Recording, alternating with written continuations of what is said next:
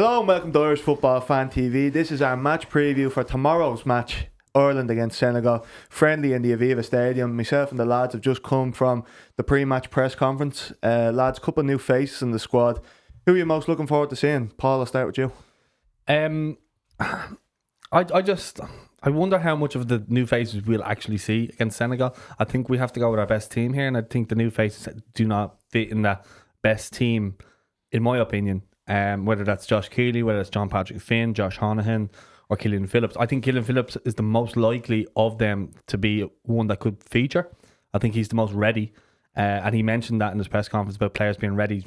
Finn doesn't seem to be ready. I would say they'll be more looked at from a Luxembourg point of view.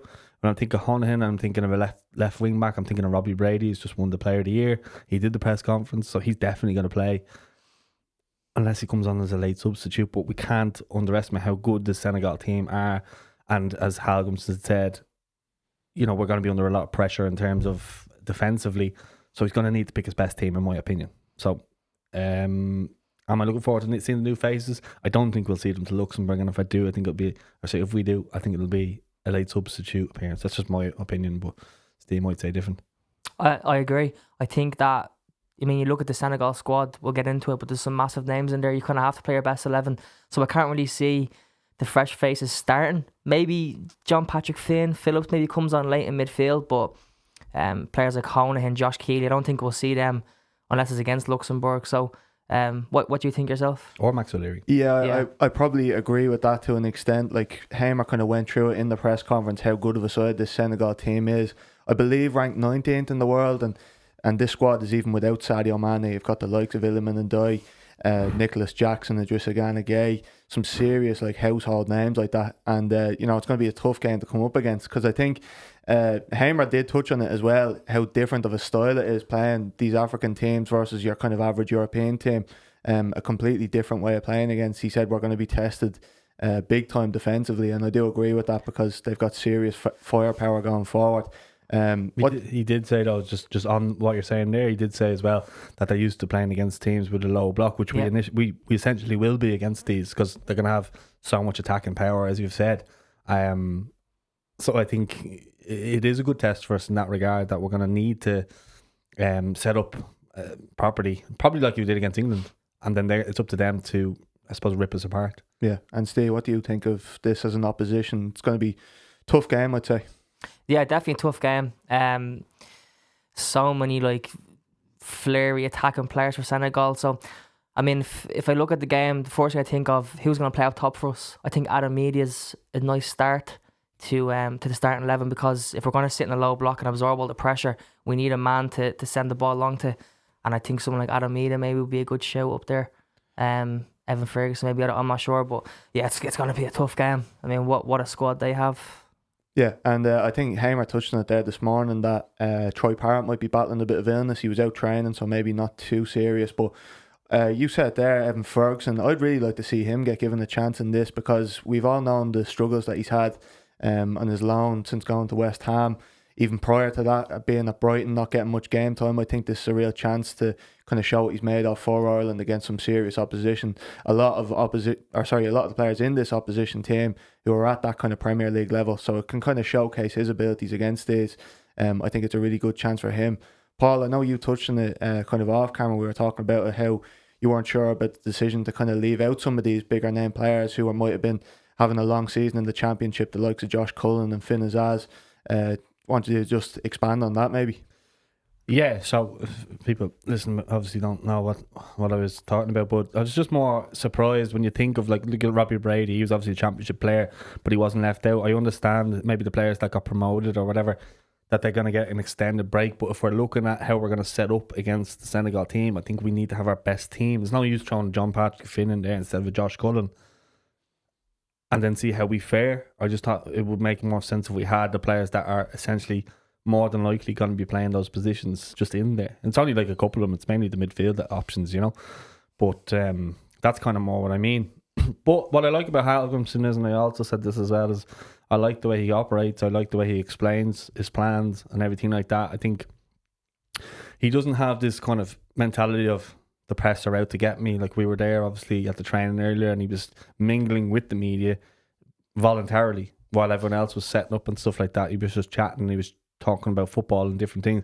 And I've seen him doing this a couple of times. I remember away in Finland, and he'd be chatting away to us while we were there and stuff like that. And he, like, what I like about him is he treats you like a proper human. It's not like you're just you're just there to just walk like previous manager probably would have, or seeing you as the enemy. He actually has a lot of time and respect. So I've been really impressed by the way we played and everything like that. So for me, I'm not essentially worried that he hasn't picked the players. I know why he's picked these players to come in, to have a look and see if they're ready. My thing is just kind of to play such a level of an opposition. Luxembourg, I can understand, you can have a B team play that, and if we win or lose, it's not that big of a deal. But when you're playing against Senegal and they have so many good players, they could beat us 4-5-0 if we don't have a good team, and then that's going to really kill the morale that's been built off the Bulgaria games and some of the good wins that we've had, like the wins against Finland, which I think were real momentum boosters as well. And he talked about in the press conference there, and the video will be up now, the full press conference. You can see all of Hamer's comments, but he talked about how we need more than just 11 players ready to go. How the squads have been kind of similar to this point, and that he wanted to kind of experiment with a couple of these players, and maybe the Senegal game isn't the time to do that. Maybe that is more for the Luxembourg game. I do think there is this still kind of narrative, negative feeling around Ireland. I know we pay attention to it, and we kind of a fear of over-analysing it, are quite positive about how things have gone under Hamer, but I think the wider public who maybe only casually follow Ireland still have this sort of, why would I watch Ireland? Like they're still useless. And I think more to Paul's point, Steve, that you can really see Hamer's kind of direction and the purpose that he's trying to aim for here, the kind of idea that he has for this team. And personally, I think it's going in the right direction. What do you think? Just on that, he's winning games, and that helps. Exactly, yeah. But he's not just winning games. He's not sitting in as a low block, defending, scoring from set pieces. We're playing nice football. I mean, you watch the two legs against Bulgaria. We played good football, possession football. And just touching what Paul was saying, you were saying about the way he talks to the media off camera. He doesn't need to. I don't know. Something about Ferguson. I just feel like he really tries to get involved with the Irish culture, behind the scenes. He's quite charismatic, isn't he? Exactly, and mix in with the people around. And he just seems to enjoy it, his body language as well. Yeah, as in other managers with big egos. Why would they do that? Exactly. You know what I mean? Yeah. So him as a person, from what I've seen behind the scenes and on camera, I really do like him. I love his confidence on camera. He fills me with confidence. I mean, if the manager's saying what he's saying don't book your holiday next year for the World Cup, how can you not feel confident as a fan? Imagine how the players feel. The players are getting to talk to that man every day in training, and I've really enjoyed these past few months under his reign, as they say. So what do you think yourself? Yeah, no, I completely agree. Really, I think that he's really kind of set out a direction for this team, and you can already see that kind of being moulded the last couple of games. You talked about the Bulgaria game. I thought that was as positive as I feel coming out of an Ireland cap in a while. And I know people will say, it's only Bulgaria, but the players that you're seeing come into that side, Finn Azaz, I know he's not in this squad, and we will come back to Senegal to be a bit more specific about this game coming up, but Finn Azaz coming into that side and kind of playing more of a prominent role than he had done in the past. Evan Ferguson, Adam Ida and Troy Parrott, we were wondering how that kind of dynamic was going to play out. I think they all kind of impressed in their own different way. The likes of Matt Doherty coming back into the side after being kind of bombed out of the squad and performing really well and scoring away in Bulgaria. Robbie Brady, he just won the Player of the Year. Another player who had been cast aside for a long time, really, and had mentioned as well that he kind of feared that his Ireland days might have been over at a time, but he says that he's in the best fitness of his career, and it's great to see him because we know the level that he's capable of, obviously winning that award back in 2016. Yeah. Just on that game, the game he obviously scored, that game could have gone either way. Obviously we went 1-0 down, we got the goal back, Festi came on, changed the game, and we won 2-1. And it was the substitutions that won that game. And you would have seen that maybe in previous managers, we would have lost that game. And I think that from then, that's where he's got that confidence from, and the confidence of the fans. Because the fans have been waiting for an away day like that for ages, a competitive win away from home.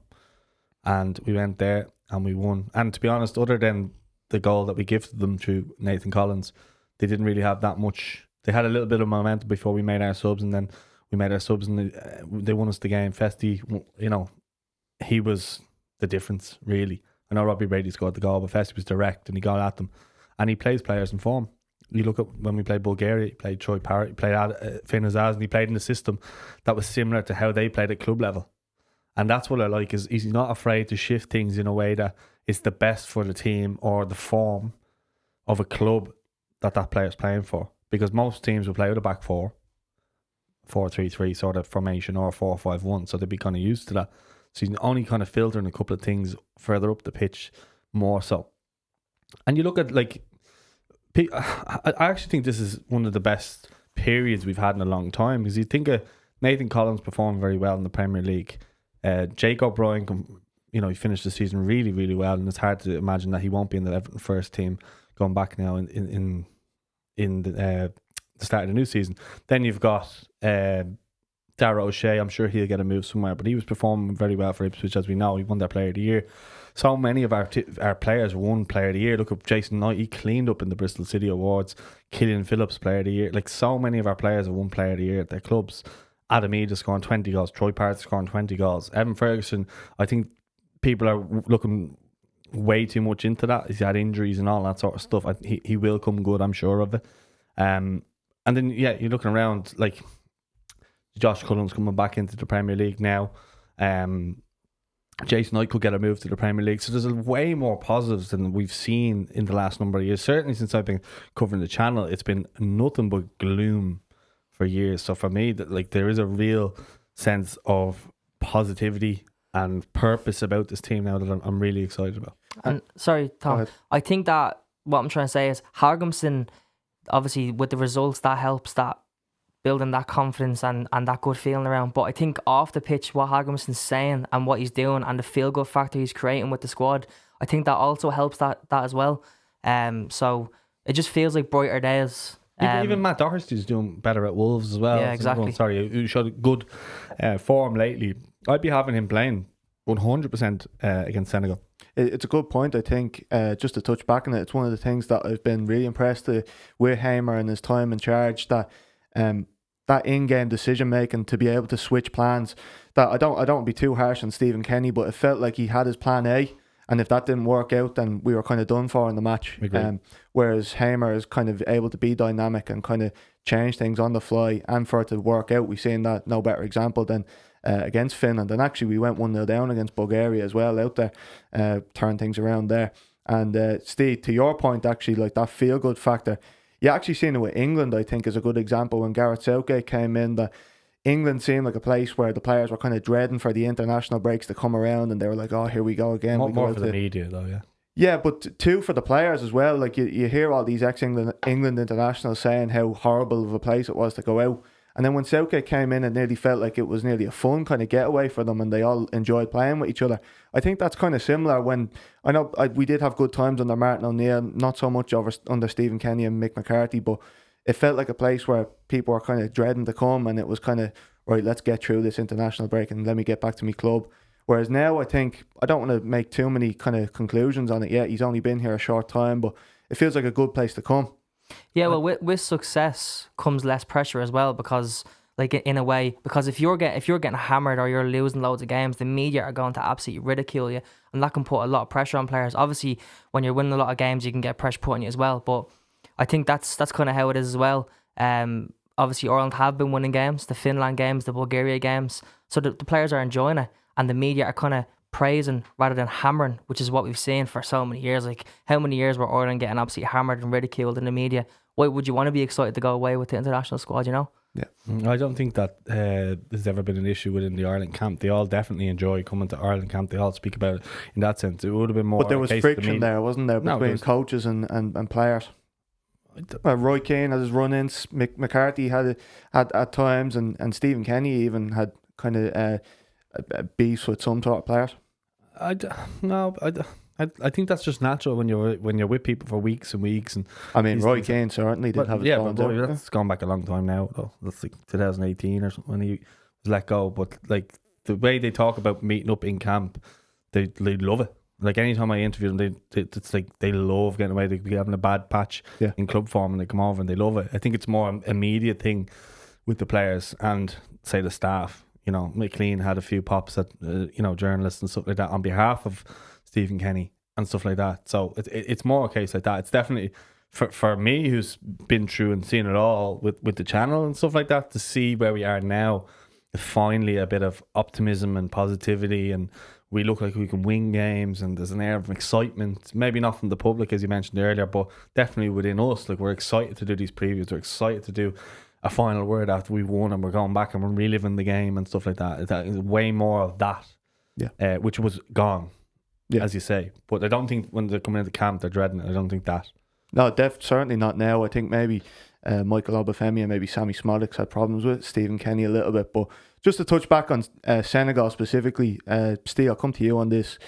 Who are you kind of looking forward to seeing, dreading seeing? Because I know it's only a friendly, but it is a historic occasion. It's the first African team to play in the Aviva against Ireland. So what are you looking out for?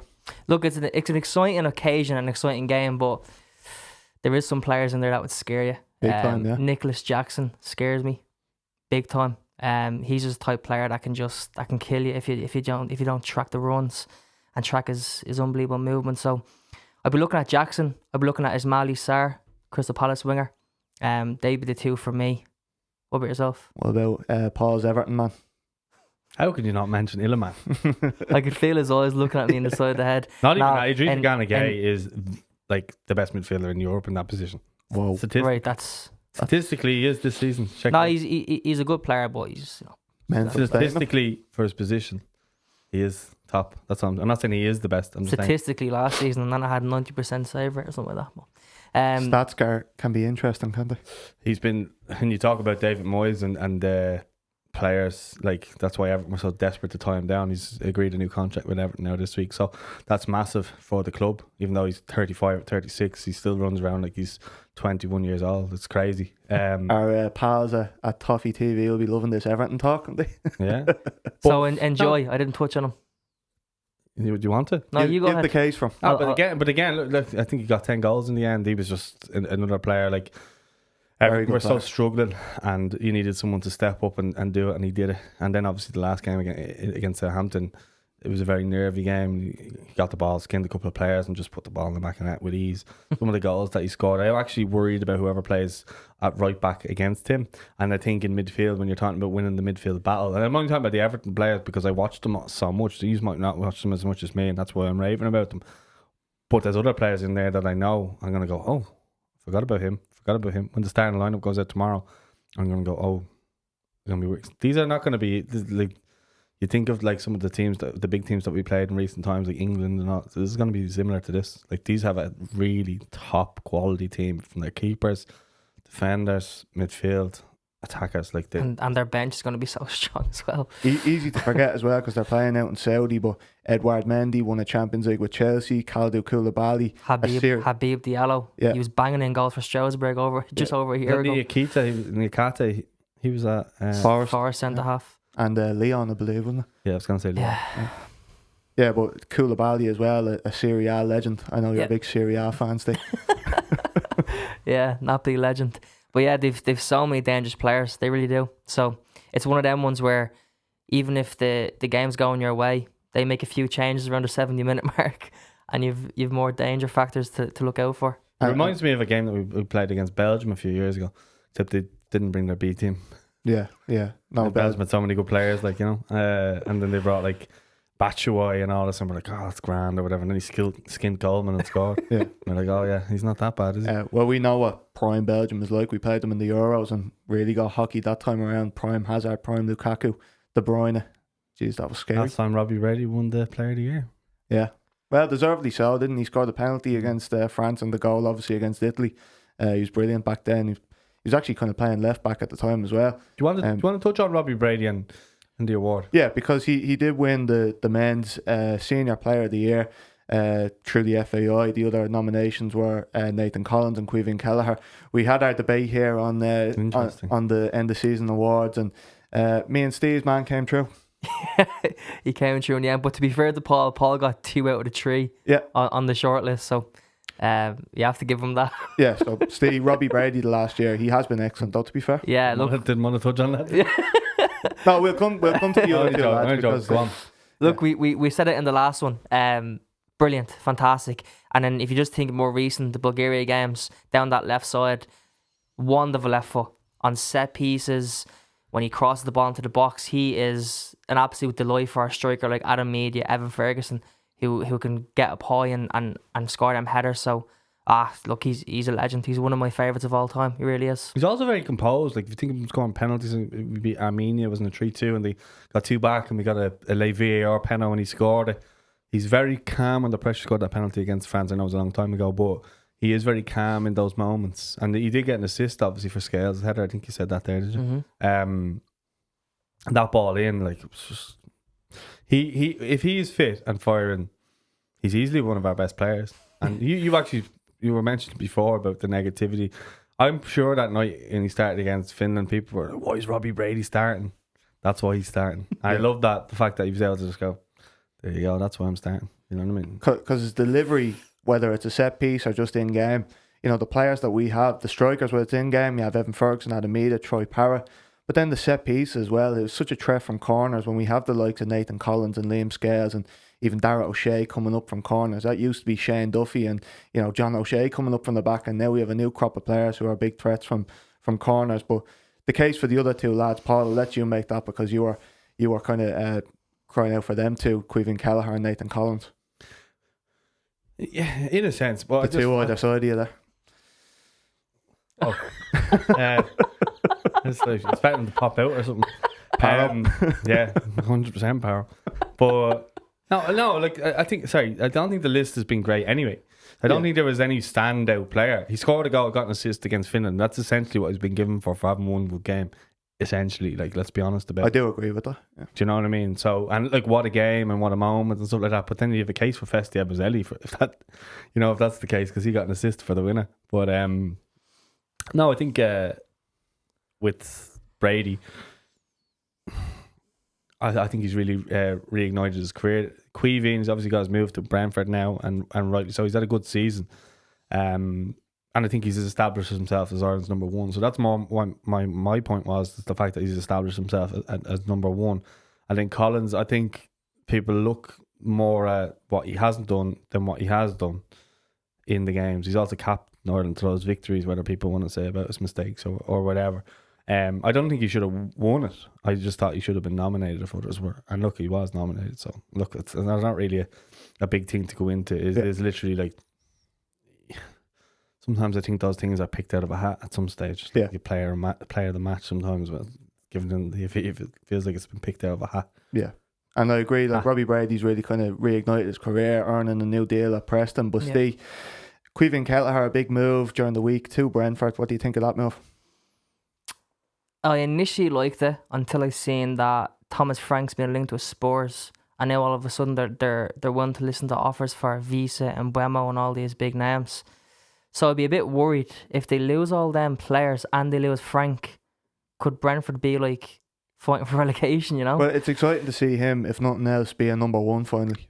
Yeah, I just think he could have played for a club in like the top 7, 8. I thought Chelsea was like the perfect fit. I really did. They need a keeper. He's clearly good enough to be a number one, so I thought he would have been a great fit for them. But look, he didn't go to like a Leeds or whatever who only are coming up. He's going to a team that finished mid-table, so hopefully they can hold on to a couple of players and they can be competing for maybe European football. But yeah, look, he's number one. That's the good thing. Sounds like Chelsea are going after Magnan, who Ireland fans will remember from that unbelievable save against Kelleher's teammate now, Nathan Collins, in the Aviva 2 years ago, I believe, 2 or 3 years ago. Paul Kelleher's moved to Brentford. What are your thoughts? Yeah, I look, if he's as good as we think he is, he should be helping Brentford stay up, like Pickford has for Everton for a number of seasons now. So that's what I think he should be aspiring to be like. Ireland's number one, doing the business at his club week in, week out, and performing.